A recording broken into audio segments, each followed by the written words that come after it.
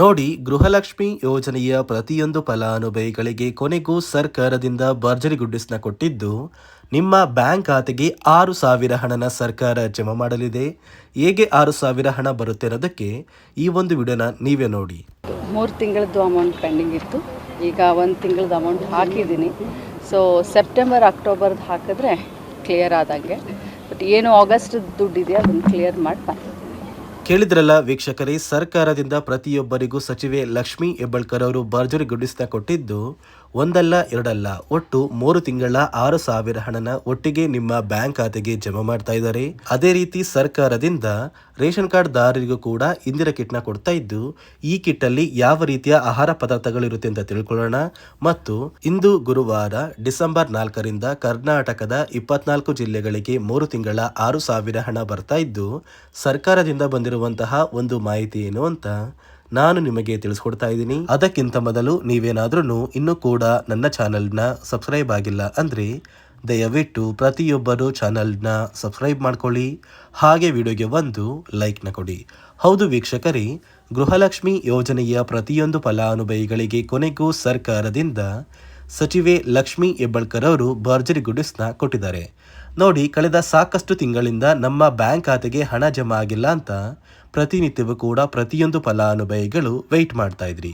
ಇದೀಗ ಕೊನೆಗೂ ನಿಮ್ಮ ಬ್ಯಾಂಕ್ ಖಾತೆಗೆ ಗೃಹಲಕ್ಷ್ಮಿ ಯೋಜನೆಯ ಸೆಪ್ಟೆಂಬರ್ ತಿಂಗಳ 24ನೇ ಕಂತಿನ ಹಣ, ಅಕ್ಟೋಬರ್ ತಿಂಗಳ 25ನೇ ಕಂತಿನ ಹಣ ಮತ್ತು ನವೆಂಬರ್ ತಿಂಗಳ 26ನೇ ಕಂತಿನ ಹಣ, ಈ 3 ತಿಂಗಳ ಒಟ್ಟು 6,000 ಹಣನ ಒಟ್ಟಿಗೆ ಪ್ರತಿಯೊಂದು ಫಲಾನುಭವಿಗಳಿಗೆ ಸರ್ಕಾರ ಜಮಾ ಮಾಡ್ತಾ ಇದೆ.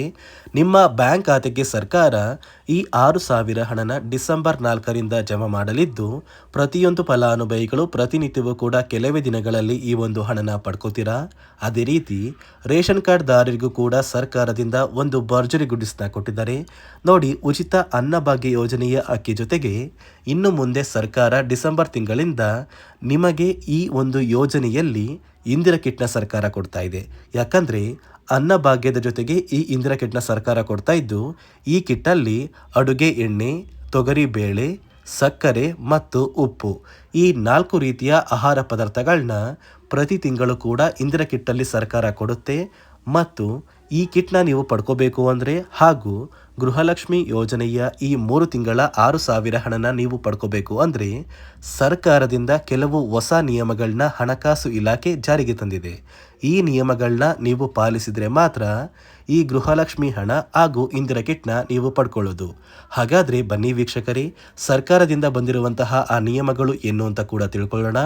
ಅದಕ್ಕಿಂತ ಮೊದಲು ಗೃಹಲಕ್ಷ್ಮಿ ಯೋಜನೆಯ ಈ 3 ತಿಂಗಳ 6,000 ಹಣನ ಸರ್ಕಾರ ಇಂದು ಗುರುವಾರ ಡಿಸೆಂಬರ್ 4ರಿಂದ ಕರ್ನಾಟಕದ 24 ಜಿಲ್ಲೆಗಳಿಗೆ ಜಮಾ ಮಾಡಲಿದ್ದು, ಯಾವ ಜಿಲ್ಲೆಗಳಿಗೆ ಹಣ ಬರ್ತಾ ಇದೆ ಅಂದ್ರೆ ಬಾಗಲಕೋಟೆ, ಬೆಂಗಳೂರು ನಗರ, ಬೆಂಗಳೂರು ಗ್ರಾಮಾಂತರ, ಬೆಳಗಾವಿ, ವಿಜಯಪುರ, ರಾಮನಗರ, ಧಾರವಾಡ, ಚಿಕ್ಕಬಳ್ಳಾಪುರ, ಚಿತ್ರದುರ್ಗ, ಗದಗ, ಹಾವೇರಿ, ದಾವಣಗೆರೆ, ಕೋಲಾರ, ಉತ್ತರ ಕನ್ನಡ, ತುಮಕೂರು, ಶಿವಮೊಗ್ಗ, ಚಾಮರಾಜನಗರ, ಬಳ್ಳಾರಿ, ಯಾದಗಿರಿ, ವಿಜಯನಗರ, ಮೈಸೂರು, ಉಡುಪಿ, ಮಂಡ್ಯ, ಕೊಡಗು ಮತ್ತು ಬೀದರ್, ಈ ಜಿಲ್ಲೆಗಳ ಪ್ರತಿಯೊಂದು ಫಲಾನುಭವಿಗಳಿಗೆ ಸರ್ಕಾರ ಗೃಹಲಕ್ಷ್ಮಿ ಯೋಜನೆಯ 3 ತಿಂಗಳ 6,000 ಹಣನ ಜಮಾ ಮಾಡಲಿದೆ.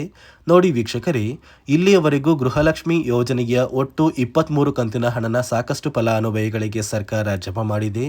ನಿಮ್ಮ ಬ್ಯಾಂಕ್ ಖಾತೆಗೆ ಯಾವುದೇ ರೀತಿಯ ಗೃಹಲಕ್ಷ್ಮಿ ಹಣ ಪೆಂಡಿಂಗ್ ಇಲ್ಲ ಅಂದ್ರೆ ಮಾತ್ರ ಈ 3 ತಿಂಗಳ ಒಟ್ಟು 6,000 ಹಣನ ಸರ್ಕಾರ ಆದಷ್ಟು ಬೇಗ ಜಮಾ ಮಾಡುತ್ತೆ. ಒಂದು ವೇಳೆ ಗೃಹಲಕ್ಷ್ಮಿ ಯೋಜನೆಯ ಹಣ ಪೆಂಡಿಂಗ್ ಇದ್ರೆ ಅಂತಹ ಫಲಾನುಭವಿಗಳ ಬ್ಯಾಂಕ್ ಖಾತೆಗೆ ನಾವು ಗೃಹಲಕ್ಷ್ಮಿ ಯೋಜನೆಯ 3 ತಿಂಗಳ 6,000 ಹಣನ ನಾವು ಜಮಾ ಮಾಡೋದಿಲ್ಲ ಅಂತ ಸರ್ಕಾರ ಮುಖ್ಯವಾದ ಮಾಹಿತಿನ ಕೊಟ್ಟಿದೆ. ನೋಡಿ ಸ್ನೇಹಿತರೆ, ಈ ಬಾರಿ ಸುಮಾರು 1 ಲಕ್ಷಕ್ಕಿಂತ ಅಧಿಕ ಫಲಾನುಭವಿಗಳ ಬ್ಯಾಂಕ್ ಖಾತೆಗೆ ಸರ್ಕಾರ ಗೃಹಲಕ್ಷ್ಮಿ ಯೋಜನೆಯ ಹಣನ ಜಮಾ ಮಾಡ್ತಾ ಇಲ್ಲ. ಕಾರಣ ಏನು ಅಂದರೆ, ನಿಮ್ಮ ಬ್ಯಾಂಕ್ ಖಾತೆಗೆ ಡೆಬಿಟ್ ಮೂಲಕ ಹಣ ಜಮಾ ಮಾಡುವಂತಹ ಸಂದರ್ಭದಲ್ಲಿ ಸರ್ಕಾರ ಸಾಕಷ್ಟು ಫಲಾನುಭವಿಗಳ ಒಂದು ಬ್ಯಾಂಕ್ ಖಾತೆಗೆ ಹಣ ಜಮಾ ಮಾಡೋದನ್ನು ಕ್ಯಾನ್ಸಲ್ ಮಾಡಿದೆ. ಯಾಕಂದರೆ ಇತ್ತೀಚೆಗೆ ಹಣಕಾಸು ಇಲಾಖೆ ಜಾರಿಗೆ ತಂದಿರುವ 5 ನಿಯಮಗಳ ಆಧಾರದ ಮೇಲೆ ಪ್ರತಿಯೊಂದು ಫಲಾನುಭವಿಗಳಿಗೆ ಸರ್ಕಾರ ಈ ಒಂದು ಹಣನ ಜಮಾ ಮಾಡ್ತಾ ಇದ್ದು, ಯಾರೆಲ್ಲ ಫಲಾನುಭವಿಗಳು ಈ ನಿಯಮಗಳನ್ನ ಪಾಲಿಸಿಲ್ಲ ನಿಮ್ಮ ಬ್ಯಾಂಕ್ ಖಾತೆಗೂ ಕೂಡ ಹಣ ಜಮಾ ಆಗೋದಿಲ್ಲ. ಹಾಗಾದರೆ ಬನ್ನಿ ಸ್ನೇಹಿತರೆ, ಸರ್ಕಾರ ಜಾರಿಗೆ ತಂದಿರುವ ಆ 5 ಹೊಸ ನಿಯಮಗಳು ಏನು ಅಂತ ನಾನು ನಿಮಗೆ ತಿಳಿಸ್ಕೊಡ್ತಾ ಇದ್ದೀನಿ. ನೋಡಿ ಸ್ನೇಹಿತರೆ, ಮೊದಲನೆಯ ಒಂದು ನಿಯಮ ಬಂದು ಸಾಕಷ್ಟು ಫಲಾನುಭವಿಗಳು ಹೊಂದಿರುವಂತಹ ಒಂದು ರೇಷನ್ ಕಾರ್ಡ್ ಏನಿದೆ, ಆ ಒಂದು ರೇಷನ್ ಕಾರ್ಡ್ನ ಮನೆಯ ಸದಸ್ಯರ ಪ್ರತಿಯೊಬ್ಬರ ಒಂದು ಆಧಾರ್ ಕಾರ್ಡ್ನ ನಿಮ್ಮ ರೇಷನ್ ಕಾರ್ಡ್ಗೆ ಕಡ್ಡಾಯವಾಗಿ ಲಿಂಕ್ ಮಾಡಿಸ್ಬೇಕು.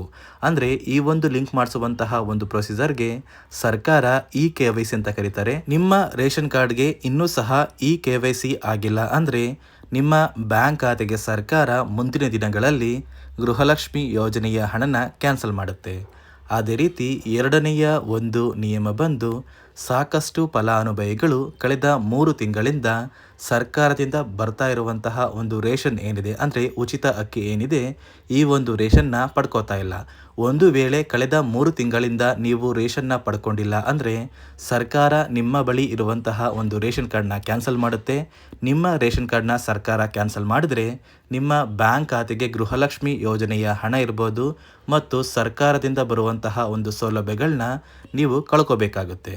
ಅದೇ ರೀತಿ ಮೂರನೆಯ ಒಂದು ನಿಯಮ ಬಂದು ನೋಡಿ ಸ್ನೇಹಿತರೆ, ನಿಮ್ಮ ಬಳಿ ಇರುವಂತಹ ಒಂದು ಆಧಾರ್ ಕಾರ್ಡ್ ಏನಿದೆ, ಆ ಒಂದು ಆಧಾರ್ ಕಾರ್ಡ್ನ ಕಳೆದ 15 ವರ್ಷಗಳಲ್ಲಿ ನೀವು ಯಾವುದೇ ರೀತಿಯ ಒಂದು ತಿದ್ದುಪಡಿನ ಮಾಡಿಸಿಲ್ಲ ಅಂದರೆ ನಿಮ್ಮ ಬ್ಯಾಂಕ್ ಖಾತೆಗೆ ಸರ್ಕಾರ ಗೃಹಲಕ್ಷ್ಮಿ ಯೋಜನೆಯ ಹಣನ ಕ್ಯಾನ್ಸಲ್ ಮಾಡುತ್ತೆ.